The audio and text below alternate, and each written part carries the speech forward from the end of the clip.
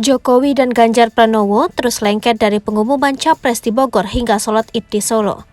Ganjar Pranowo dan Jokowi terlihat selalu bersama dalam beberapa hari terakhir ini, mulai dari pengumuman Gubernur Jateng itu menjadi Capres PDIP di Bogor pada Jumat 21 April 2023, hingga hari ini, Sabtu 22 April 2023. Keduanya juga masih terlihat melaksanakan sholat Id bersama di Masjid Raya Syekh Zayed, Solo, Sabtu 22 April 2023 pagi.